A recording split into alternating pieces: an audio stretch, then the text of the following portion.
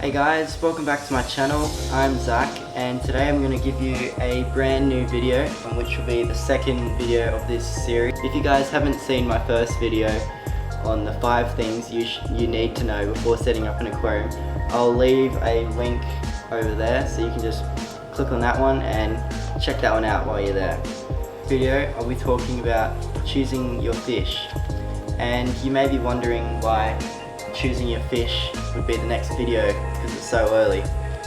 Many reasons why, because before you set up a tank you'll need to know what type of decorations, heaters, filters, tank size and fresh or salt water your fish can go into. So research is the key. If you find a fish at the pet shop and you like the look of it, don't be afraid to ask the pet shop owner about it. I'm sure they would be more than happy to help you out.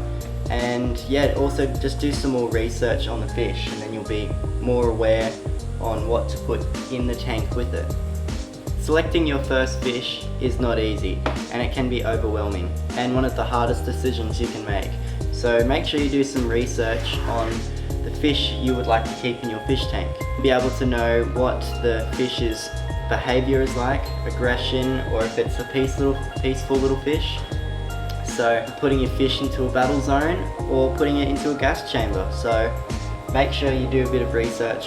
Choosing your fish can also come down to the water parameters, which means pH of the water and the temperature. Depending on what type of fish you want to keep, say you want to get a fish that doesn't require pH buffering up or down and it's a very hardy fish and you don't feel like doing the pH up and down, so you might want to choose a fish that's very hardy and can go in most water conditions. If you want fish that require a little bit up or a little bit down of the pH, alkaline and acid based waters, that's what most people will have to do if they choose more sensitive fish.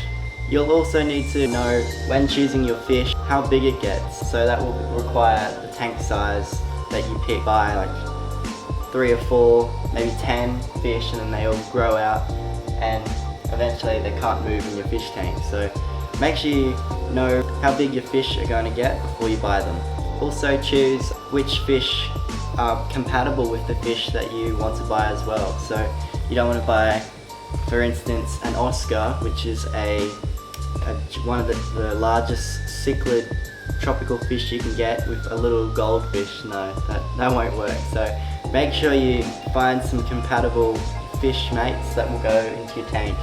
If you have a big fish, make sure the fish that you put it in is bigger than its mouth so it can't eat it. Choosing your fish's decorations. If you are looking for open water swimming, bottom dwelling swimming fish, or fish that require hiding places, you'll need to choose which decorations are suitable for your tank. If you're looking at buying more open swimming fish, decorations won't be needed. Bottom dwelling fish, such as little fish that just lie on the bottom of the tank all day, they'll need gravel or sand or just like little places where they can just rest, and so like rocks and logs and driftwood would be good for them. Also fish that require hiding spots.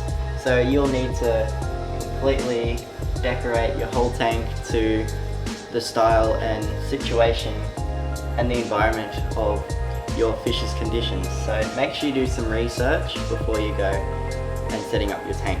You'll also need to consider their breeding habits. When you go and buy a fish, make sure you know if you're getting a male and a female, and if you do want to breed them, have a second tank available, and if not, make sure you buy only one or both of the same sex. That way you're not having babies just multiplying coming out of your ears. Now I know I've said this before, but the most knowledgeable person or people you can ask choosing your fish will be the pet shop owners. Make sure you go have a good talk with them about the tank size, the size of which the fish can get, their aggression, their breeding habits, their temperature, and just some general information with their pH and all that. You can get some really good information from them and they'll be happy to help you out. You can also read some books, forums, articles, or even watch videos on YouTube. This has been the decisions and information on picking and choosing your first fish for your aquarium. Thanks guys.